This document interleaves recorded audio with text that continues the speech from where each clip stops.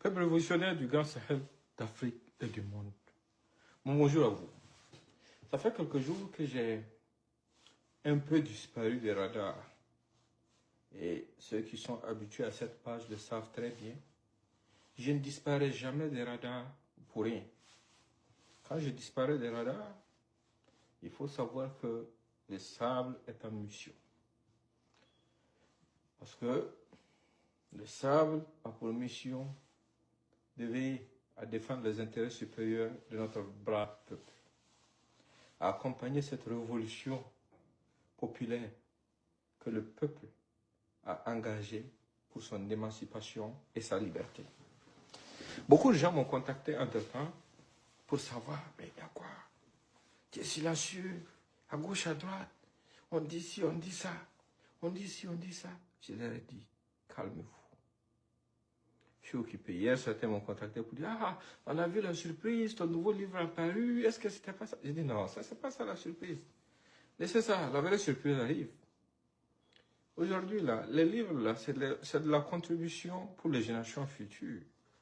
Mais notre priorité, ce sont les hommes qui partent donner leur sang pour notre patrie, pour que notre drapeau puisse continuer de rester debout. Aujourd'hui, notre priorité absolue, c'est de tout faire pour finir avec cette guerre. On n'a pas d'autre priorité, absolument aucune autre priorité. Tout ce qui vient après l'insécurité, nous considérons ça comme étant des détails. Parce que c'est l'insécurité la priorité absolue.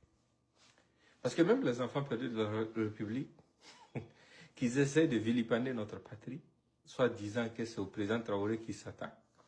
Mais écoutez, ils n'ont aucun front sur lequel ils attaquent si ce n'est pas le front de l'insécurité.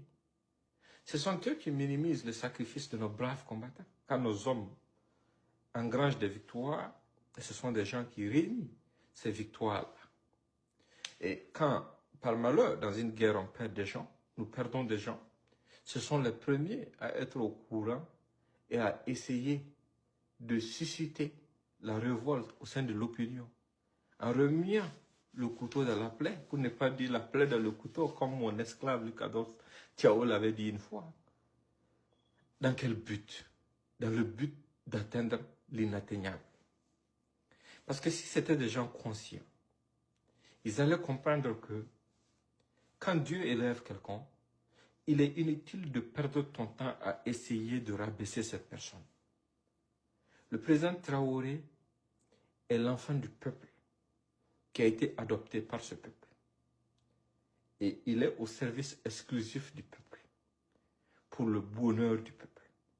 Nous avons vu des changements profonds que personne ne peut nier, tant dans la formation, le recrutement que les équipements. Ce qui reste, c'est quoi? C'est à nous de continuer à encourager nos braves combattants qui sont au front, parce que personne ne va avoir pitié de nous. Aujourd'hui, nous sommes face à une situation qui nous a été imposée par des gens qui n'ont pour ambition que de nous dominer éternellement.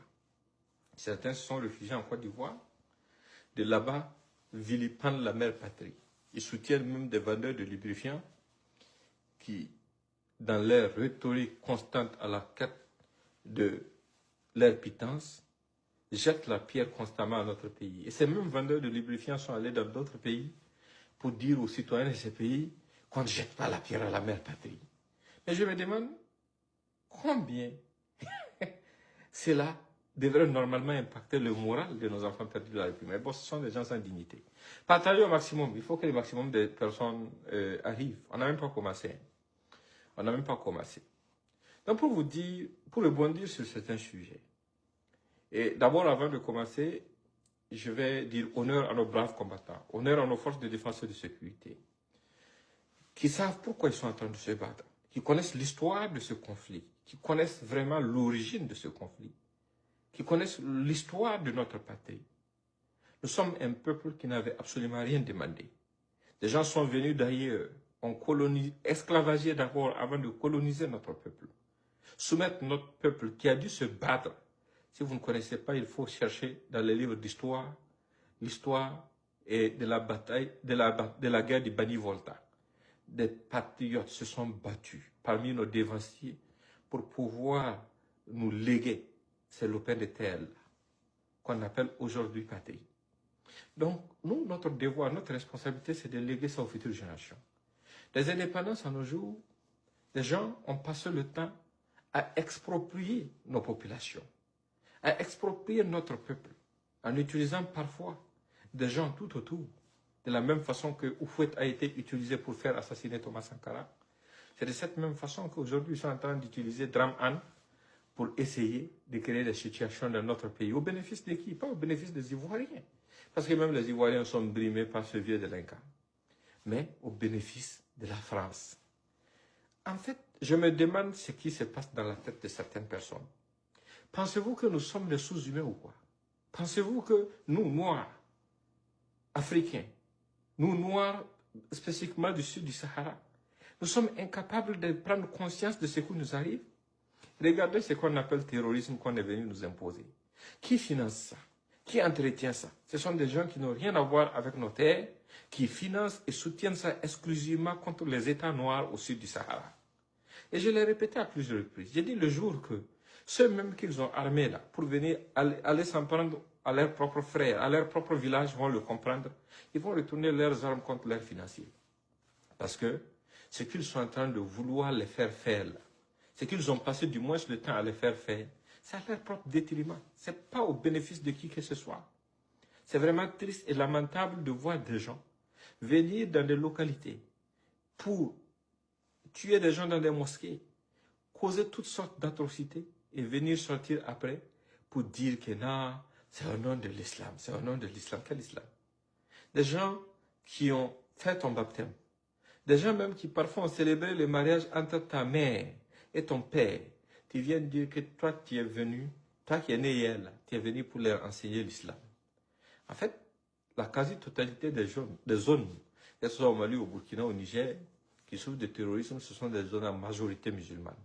Ça veut dire quoi? Ça veut dire que ces gens n'ont pas pour ambition de nous islamiser, non, ils veulent nous arabiser.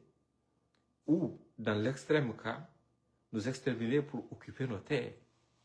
Et c'est ce qui s'est passé. L'ancien empire du Mali avait un accès direct à la mer. Mais ces frontières-là sont passées où? Qui est venu prendre ça? Il faut qu'on s'inspire de l'histoire pour comprendre la gravité de ce qui nous guette. Vous voyez, même dans le cas de la guerre en Iran aujourd'hui, les enfants perdus de la République sont sortis pour parler à gauche, à droite, pour dire que, et j'attends le communiqué du Burkina Faso, quoi. Mais ce sont des comédiens, ce sont des farfelus. Ici, quand l'Algérie avait abattu un drone malien et que les pays de l'AES ont communiqué, ce sont ces mêmes enfants perdus de la République qui sont sortis pour prendre toutes sortes d'insanités. Ici, à chaque fois quand nous essayons d'évoquer d'autres sujets, ce sont eux qui reviennent nous dire que non, ce qui compte là, et ils n'ont pas demandé ça, ce qui compte pour eux là, c'est la survie de nos FDS et c'est la lutte contre le terrorisme, c'est la lutte contre l'insécurité, c'est ça qui a mené ce pouvoir, c'est ce qui compte pour eux. En fait, ils ont tenté toutes sortes de manipulations pour créer un isolement, en complicité avec Dramane. Mais écoutez, ce matin, ça va être intéressant, partagez au maximum. Ce qui est intéressant est que, je vous ai dit, notre diplomatie fonctionne. Et le Burkina Faso est un pays béni, parce que nous sommes un peuple intègre. Et je vous donne un exemple. Là où même les Américains comprendront, par exemple, que entre la Côte d'Ivoire d'abord et le Niger seulement, s'il est question d'intérêt, ce que le Niger peut procurer aux États-Unis, la Côte d'Ivoire n'a même pas un dixième de ça, en termes de ressources naturelles. Ça, c'est un. De deux, en termes de danger, quel État représente un danger pour les intérêts américains? Naturellement, la Côte d'Ivoire. Ça, je vais vous l'expliquer aujourd'hui. Vous avez suivi avec nous ici l'affaire des Libanais. Vous vous souvenez de l'affaire des Libanais? D'accord. En Côte d'Ivoire. Il y a des Libanais au Burkina, il y a des Libanais au Niger, il y a des Libanais au Mali. Mais est-ce que vous savez que beaucoup de Libanais sont dans la liste en Côte d'Ivoire sont dans la liste de sanctions des États-Unis parce qu'ils sont affiliés à des groupes terroristes?